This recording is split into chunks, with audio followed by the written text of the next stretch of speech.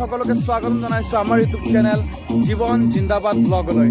তো বন্ধুসকল, কি খবৰ? আজি মই এটা সম্পূৰ্ণ ব্যতিক্ৰমী ৰূপত আৰু সম্পূৰ্ণ ব্যতিক্ৰমী ঠাইত সেউজীয়া খেতিপথাৰ মানে শাক পাচলি খেতি, গাজৰ হয় এইটো। আৰু ইপিনে বেকী নদীৰ পাৰত আছোঁ মই। এইটো বেকী নদীৰ পাৰত মই আছোঁ। আৰু বন্ধুসকল, যোৱা কাইলৈ মই এটা ভিডিঅ' আপলোড কৰিছিলোঁ। সকলোৱে ভাবিছে এই ব্লগ চেনেলত কি আপলোড কৰে। আচলতে মই ব্লগ চেনেলত এইকাৰণে আপলোড কৰিলোঁ যে মই দৈনন্দিন জীৱনত কি কৰোঁ। তো মই ভিডিঅ'টো এইকাৰণে দিছিলোঁ যাতে কোনোবাই ভাল পাব, কোনোবাই হয়তো ভাল পোৱাৰ কাৰণে যাতে মোৰ ভিডিঅ'টো গেপ নপৰে তাৰ কাৰণে দিছিলোঁ। আৰু যদি আপোনালোকে বেয়া পাইছে তাৰ কাৰণে মই ক্ষমা বিচাৰিছোঁ। আৰু আপোনালোকে মোক বহুত মৰম দিছে, বহুত ভাল পোৱা দিছে মোৰ চেনেলক, তাৰ কাৰণে মই বহুত ধন্যবাদ জনাইছোঁ সকলোকে। আৰু যিসকলে নতুনকৈ ভিজিট কৰিছে চেনেলটো ছাবস্ক্ৰাইব কৰক, লাইক কৰক, শ্বেয়াৰ কৰক, ছাবস্ক্ৰাইব কৰক, লগতে বেল আইকনটো প্ৰেছ কৰিবলৈ নাপাহৰিব। আজি আমি আহিছোঁ পিকনিক স্পট এটা, মানে আমাৰ ওচৰত বৰ্ণগড়ত বহুত ভাল পিকনিক স্পট আছে। তাৰ ভিতৰত বেকী নদীৰ পাৰ এটা বিশেষ। আমি আহিছোঁ বেকী নদীৰ পাৰত, আৰু আজি আছোঁ মই বন্ধুসকলৰ গাঁৱৰ লগৰকেইটাৰ লগত পিকনিক মানে খানা এটা খাবলৈ আহিছোঁ সৰুকৈ, যিহেতু নৱবৰ্ষ আৰু নৱবৰ্ষৰ দিন বুলি। এইবাৰ দেৰি হ'ল, কিন্তু একো নাই, দেৰি হ'লেও আজিও এটা খানা হ'ব, বম ধামাকা খানা। তো খানাত কি আছে, কেনেকুৱা মুহূৰ্ত দেখুৱাম, লগতে এইখিনি পৰিৱেশ চাওক আপোনালোকে।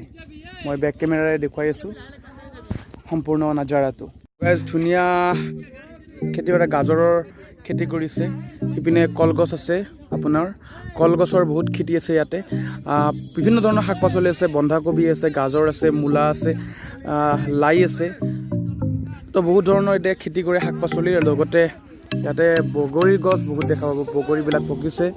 আৰু ইয়াত চৰ নদী, এইটো বেকী নদী। এতিয়া বেকী নদী যিহেতু খৰাং বতৰ, সেয়েহে বেকী নদীৰ পানী অকণমান শুকাইছে। কিন্তু এইটো নদী মানে আমাৰ বেকী নদীৰ তিনি বিভক্ত।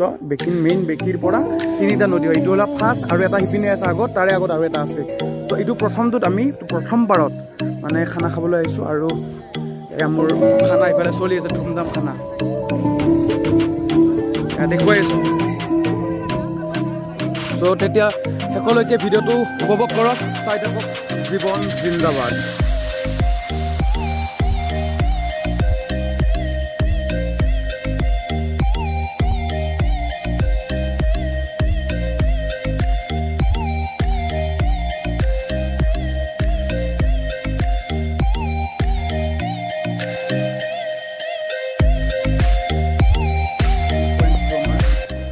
আৰু প্ৰকৃতিৰ মাজত, বেকী নদীৰ মাজত আমি এতিয়া, বেকী নদীৰ মাছ বুলি এইকাৰণে কৈছোঁ, ইপিনেও নদী আৰু ইপিনে চৰ ভৰিছে এইবাৰ, আৰু চৰ অঞ্চল এইখিনি। আৰু ইয়াতে খুবেই সুন্দৰ পৰিৱেশ, আৰু এটা ভাল পিকনিক স্পট বুলি ক'লোঁ, মানে local picnic spot, Barnagaria local picnic স্পটটোৱে হৈছে আমাৰ কি বুলি কয়, বেকী নদীৰ পাৰ। চ' গাইজ, এইখিনিয়ে তামাম এনজয়মেণ্ট হৈ আছে। আৰু ইয়াতে থ'বৰ কাৰণে আহিছে। ফোন কৰি কি কৰি আছা?